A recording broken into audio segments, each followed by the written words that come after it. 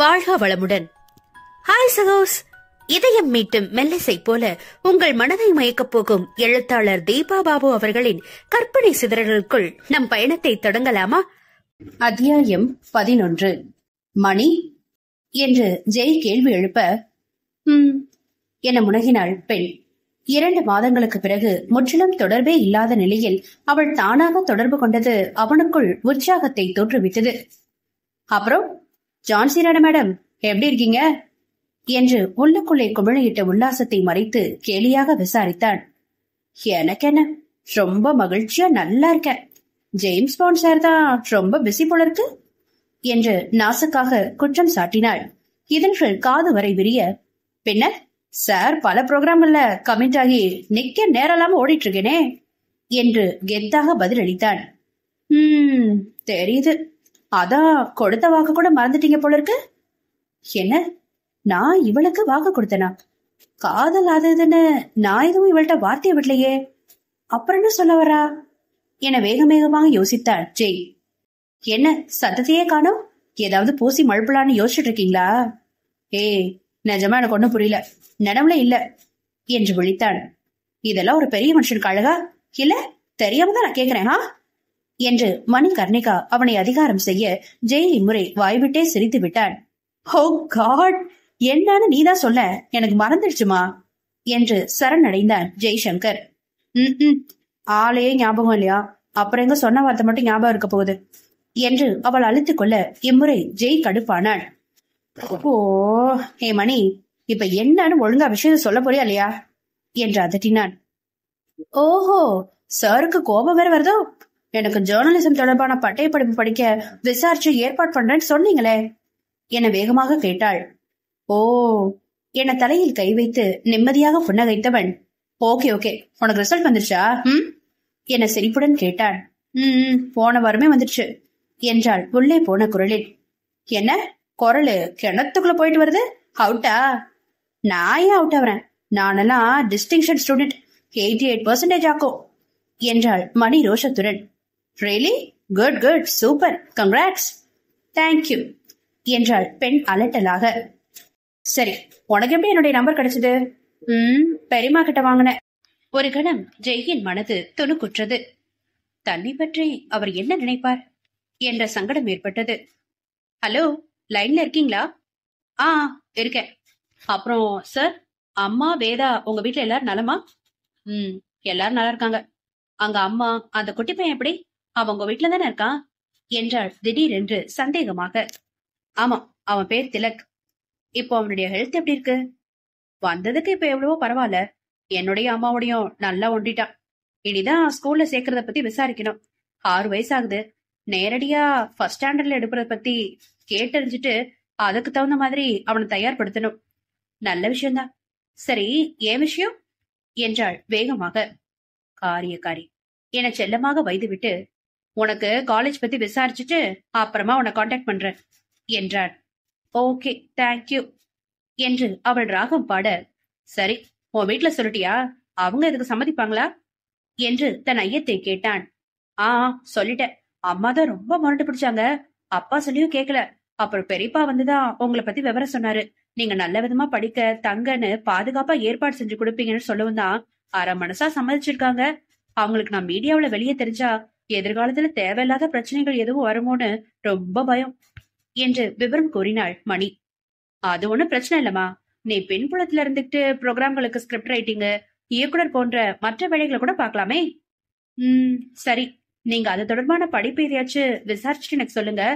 அப்புறம் வேற என்ன விசேஷம் என்று இழுத்தாள். வேற என்ன விசேஷம்? ஒண்ணும் இல்ல, இப்போதைக்கு திலக்க ஸ்கூல்ல சேர்க்கணும், அதுதான் விசேஷம் என்று நழுவினாள் Jai. Okay, all the best, bye. Thank you, bye. Hello hello, ஒரு நிமிஷம் வச்சிடாதீங்க. இதுதான் என்னோட நம்பர், மறக்காம சேவ் பண்ணிக்கோங்க. கண்டிப்பா மேடம், நீ லைனை கட் பண்ணனாதான் நான் சேவ் பண்ண முடியும் என்றாள் ஜெய் கேலியாக. சரி சரி, வைக்கிறேன் என்று சலிப்புடன் வைத்தாள் மணி. அவளுடைய கால் கட்டான பிறகும் ஸ்கிரீனையே பார்த்து கொண்டிருந்தவளுக்கு அதில் மணியின் முகமும் அவளுடைய அடாவடி நடவடிக்கைகளும் நினைவிற்கு வந்து இதழ்களில் ரசனையுடன் முறுவலை மலரச் செய்தது. அச்சோ பாட்டி, சித்தப்பா தனியா போனை பார்த்து சிரிச்சுக்கிட்டு இருக்காரே, இங்க வந்து என்னன்னு பாருங்களேன் என இவன் அருகில் நின்று செண்பகத்தை அழைத்துக் கொண்டிருந்தான் திலக். ஐயோ, இவன் எப்ப ரூம்குள்ள வந்தான்? டேய், தனியா சிரிக்கலடா, இங்க பார். இந்த வீடியோ பார்த்தா சிரிச்சேன். வீடியோ முடிஞ்சதும் போன் ஆஃப் ஆயிடுச்சு. அதுக்குள்ள பாட்டிக்கிட்ட போட்டு கொடுக்க தயாராயிட்ட. இந்த அப்பாவி சித்தப்பாவை மாட்டி விடுறதுல அப்படி என்னடா உனக்கு குஷி என்று பரிதாபமாக வினவினான் ஜெய். இல்ல சித்தப்பா, நீங்க இவ்ளோ பெருசானதுக்கு அப்புறமோ பாட்டிய பார்த்து பயந்து ஓடுறீங்களே, அத பார்க்க ஜாலியா இருக்கும், அதான் என ஈ என்ற பல்லை காண்பித்தான் திலக்.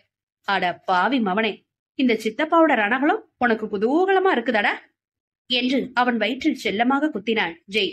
அதில் கிளைகிழத்து சிரித்தவன் செண்பகத்திடமோட, நாளைக்கு இவனுக்கு ஸ்கூல் லிஸ்ட் விசாரிக்கணும் என்று நினைத்துக் கொண்டான் ஜெய். இரவு தன் அருகில் படுத்திருந்த செண்பகத்தை விரலால் சுருண்டினான் திலக். பாட்டி, என்னடா கண்ணா, இன்னும் தூங்கலையா? இல்ல பாட்டி, தூக்கம் வரல. ஏண்டா ராஜா என்று அவன் தலைமுடியை கோதினார். அவரை தயக்கத்துடனும் எதிர்பார்ப்புடனும் நோக்கியவன், அப்பா ஏன் இன்னும் இங்க வரல? அண்ணா அவனும் எங்க, எப்ப வருவான் என்றான் விழிகளில் ஏக்கத்துடன். அவரின் விரல்கள் தன்னால் போதுவதை நிறுத்த இதயத்தில் வார்த்தைகளால் விவரிக்க முடியாத வழி தோன்றியது. உன் அண்ணனும் அப்பாவும் இந்த உலகத்திலேயே இல்லடா, எப்படி இந்த பிஞ்சுகிட்ட அதை கூறுவேன் என்று துடித்தவர் அவனை தன்னோடு சேர்த்தடைத்துக் கொண்டு முதுகை மெதுவாக வருடி கொடுத்தார். பாட்டி, ஏன் ஒண்ணுமே சொல்ல மாட்டேங்கிறீங்க? மெல்ல பெருமூச்செறிந்தவர், உன் சித்தப்பா உன்கிட்ட எதுவும் சொல்லலையா? அப்பாவையும் அண்ணாவையும் சித்தப்பாவோட ஃப்ரெண்டு காப்பாத்தி தூரமா வேற நாட்டுக்கு அனுப்பி வச்சிட்டாங்களாம். இங்க நம்ம ஊர்ல இருந்தா அந்த ரவுடி பசங்க அவங்கள மறுபடியும் கடத்திட்டு போய் கட்டி வச்சு ரொம்ப அடிப்பாங்கல்ல, அதனால அவங்க பாவம்னு வெளிநாட்டுக்கு அனுப்பி வச்சிட்டாங்களாம் என்று ஒரு கதையை கூறினார். அப்ப அவங்கள நான் பார்க்க முடியாதா என்றவனின் சின்ன இதழ்கள் அழுகையில் பிதுங்கியது. பாக்கலாண்டா கண்ணு, நீ சித்தப்பா மாதிரி பெரியவனா ஹைட்டா வளர்ந்துருவல, அப்ப அவங்கள பாக்கலாம் என்ன சமாளிக்க பார்த்தார். நான் இப்பவே உங்களை பாக்கணுமே, பிளீஸ் பாட்டி, என்ன அங்க கூட்டிட்டு போங்க என்று அவர் கரத்தை பற்றி கொண்டு கெஞ்சினான் திலக். அவனை சமாளிக்கும் வழி தெரியாது. இப்ப பாக்க நினைச்சா அந்த ரவுடிங்க அப்பாவையும் அண்ணாவையும் கூட்டிட்டு போயிடுவாங்க, பரவாயில்லையா என்று மறைமுகமாக அவனை பயமுறுத்தினார் செண்பகம். இல்ல வேண்டாம் பாட்டி, அவங்க அங்கே பத்திரமா இருக்கட்டும் என்று பதறினான் குழந்தை. திலக், இப்பதான் நீ குட் பை. சரி கண்ண முடி, தூங்க பாக்கலாம் என தட்டி கொடுத்து அவனை உறங்க வைத்தார். நள்ளிரவில் திலக் வீறிட்டு அலறி, வேண்டாம் அப்பா, வேண்டாம், அப்பாவுக்கு வலிக்கும், அண்ணாவை விடுங்க, அண்ணா பாவம் என்று அரற்ற ஆரம்பித்தான். திடுக்கிட்டு எழுந்த செண்பகம் வேகமாக அவனை அணைத்து ஆறுதல் படுத்தினார். திலக்குட்டி, இங்க பாரு, இங்க பாரு, கண்ண தர, இங்க யாரும் வரல, இங்க யாரும் வரல பாரு, அப்பா அண்ணா எல்லாம் பத்திரமா இருக்காங்க என்று அவனை சமாதானப்படுத்த பார்த்தார். அவனோ விழிகளை திறவாமல் தேம்பி தேம்பி அழ ஆரம்பித்தான். அவனுடைய அலறல் சத்தம் கேட்டு பதறி அடித்து அங்கே வந்த ஜெய் என்ன விஷயம் என்று தன் தாயிடம் விசாரித்தான். இல்லடா, ஏதோ கனவு கண்டு பயந்து கத்துறான் என்றார் பரிதவிப்புடன். படுக்கையில் இருந்த திலக்கை மெல்ல உலுக்கி எழுப்பி தன் கைகளில் அள்ளிக்கொண்டான் ஜெய். திலக் செல்லம், இங்க பாரு, நீ யார்கிட்ட இருக்க பாரு என்றபடி லைட்டை போட்டான். வெளிச்சத்தில் கண்கள் கூச முகத்தை சுருக்கியவன் ஜெயின் மார்பில் புதைந்தான். அவனை தோள்களுக்கு மாற்றியவள் தலையோடு தலை வைத்து முட்டினாள். ஓய், ஏதோ கனவு கண்டு பயந்தியா என்று அவனை லாவகமாக கைகளில் சாய்வாக படுக்க வைத்து தன் முகம் காணச் செய்தான். ஜெயின் முகம் கண்டதும் வேகமாக அவன் கழுத்தை கட்டி கொண்டவள், சித்தப்பா, சித்தப்பா, அப்பாவும் அண்ணாவும் மறுபடியும் அந்த ரவுடிங்க கிட்ட மாட்டிக்கிட்டாங்க, 2 பேரையும் கட்டி வச்சு அடிக்கிறாங்க, அண்ணா வலிக்குது வலிக்குதுன்னு ரொம்ப அழறா சித்தப்பா, அண்ணா பாவம் என்று கேவ ஆரம்பித்தான். விழிகளில் வழிந்த நீரை விரைவாக துடைத்தெறிந்த ஜெய், இங்க பாரு, அவங்க ரவுடிகள்கிட்ட மாட்டிக்கிட்டாங்கன்னு உங்ககிட்ட யார் சொன்னா? அப்பாவையும் அண்ணாவையும் என் ஃப்ரெண்டு கூட பத்திரமா ஒரு ஊருக்கு அனுப்பி வச்சிருக்கேன். எங்களுக்கு அவங்க எங்க இருக்காங்கன்னே ஒண்ணுமே தெரியாது, அதனால அங்கெல்லாம் போக மாட்டாங்க என்ன என்று விளக்கினான். நிஜமாவா என்று சந்தேகமாக கேட்டான் திலக். அப்புறம் சித்தப்பா போய் சொல்வேனா என்று அவன் நெற்றியில் இடித்தான். ஆனா சித்தப்பா, நான் இங்க இருக்கேனே, என்ன தூக்கிட்டு போயிருவாங்களா என பயத்துடன் அவன் மணியினை இருக்கினான். அது எப்படி வருவாங்க? வந்த பெச்சு விட்டுற மாட்டேன்.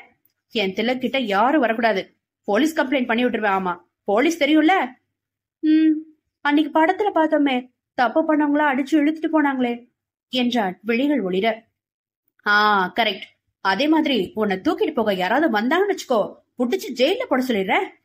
முகத்தில் வெளிச்சம் பிறக்க, அப்ப அவங்க வந்து என்ன தூக்கிட்டு போக மாட்டாங்கல்ல என்றான் எதிர்பார்ப்போடு. என்று விளையாட்டாய் ஜெய் பூம்பு மாடு கணக்காக தலையசைக்க மகிழ்ச்சியுடன் அவன் கழுத்தை கட்டிக்கொண்டான் திலக். மறுநாள் அருகில் உள்ள தனியார் பள்ளியின் நிர்வாகியை சந்தித்து திலக்கின் வாழ்வில் நடந்த துயரங்களை கூறி அவனுடைய படிப்பிற்கு வழிவகை செய்யுமாறு வேண்டிக் கொண்டான் ஜெய்சங்கர். அடுத்த 2ஆம் நாள் சின்ன நேர்முக தேர்வுக்கு பிறகு திலக்கிற்கு அந்த பள்ளியில் அட்மிஷன் கொடுத்தனர் நிர்வாகத்தினர். செண்பகம் ஏற்கனவே பள்ளியில் ஆசிரியராக பணிபுரிந்த அனுபவம் கொண்டவர் என்பதால் அவர் மீதிருந்த நம்பிக்கையின் பேரில் குழந்தை விரைந்து தன் பாடங்களை கற்றுக்கொள்வான் என்று நேரடியாக 1ஆம் வகுப்பில் சேர்த்து கொண்டனர். நட்புகள் எல்லாரும் நம்ம சேனலை மறக்காம சப்ஸ்கிரைப் பண்ணுங்க. கதையை கேளுங்க, லைக் பண்ணுங்க, கமெண்ட் பண்ணுங்க, பிடிச்சவங்க ஷேர் பண்ணுங்க. நன்றி.